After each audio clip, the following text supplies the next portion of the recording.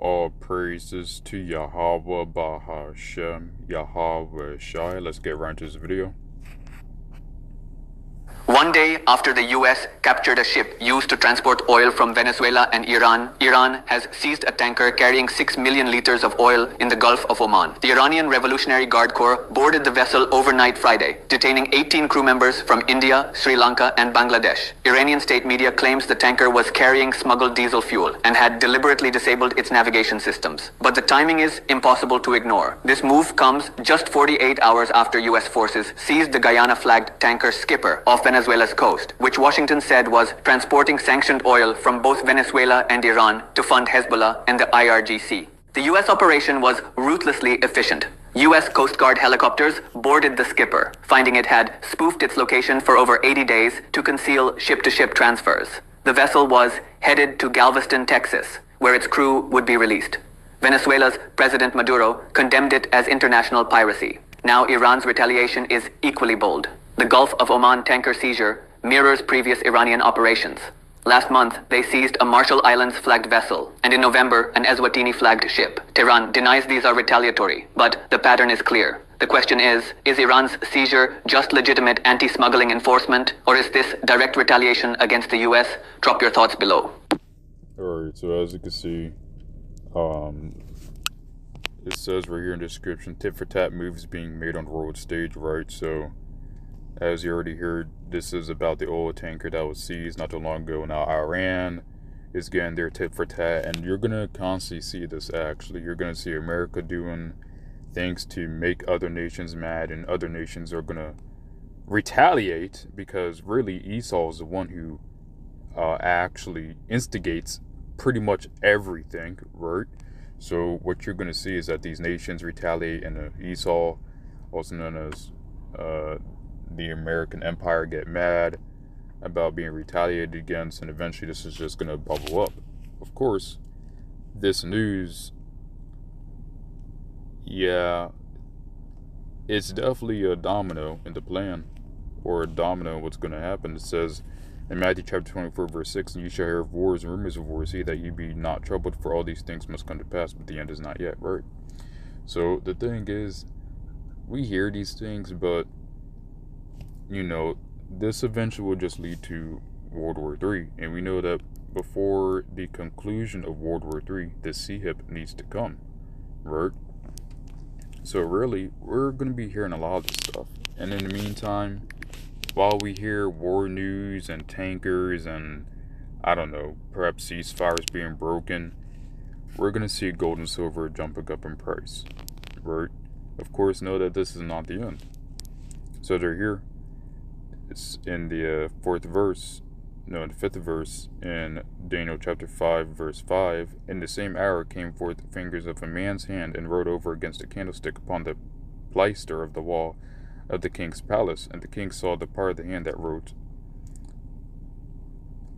Now, I'm just going to read this part, but basically what happened was a prophecy was written on the wall, and only Daniel was able to interpret it, right? And tell the king Nebuchadnezzar at the time, who was king, what the prophecy said.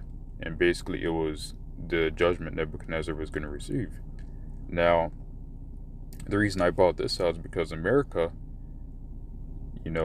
has a prophecy against it. America has a prophecy of destruction written against it, right? The destruction of prophecy, or the prophecy of destruction written in America, has been written for millennia now, right? Or many, many, many centuries. It says right here.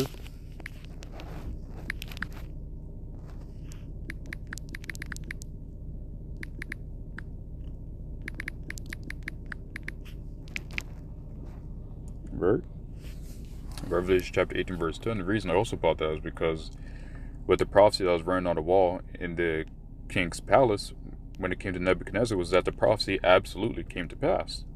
So just like how the prophecy absolutely came to pass during Nebuchadnezzar's time, the prophecy we have written now, according to Revelation chapter 18, verse 10, will absolutely come to pass during this time.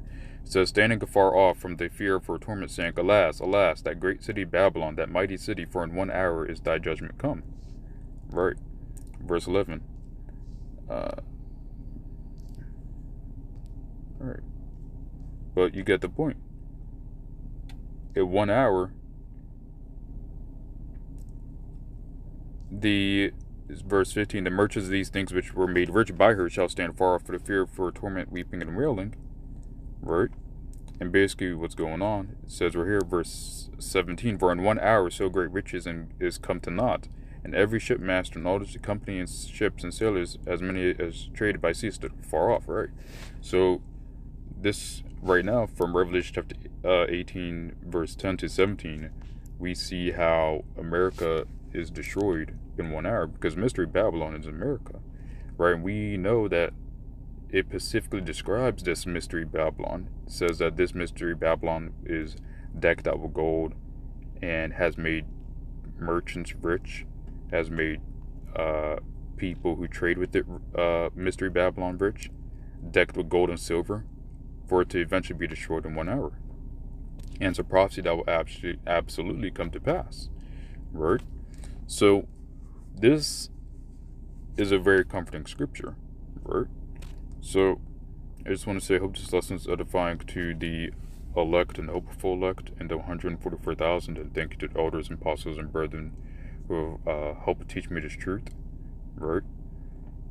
We know that America is in its final phase, and we are in the book of Revelations. Right now we're just waiting for the next Black Swan event, or whatever is really in the plans of Yahweh, right? So I hope this lesson is edifying, and all praises to Yahweh, Bahashem, Yahweh Shai, Shalom.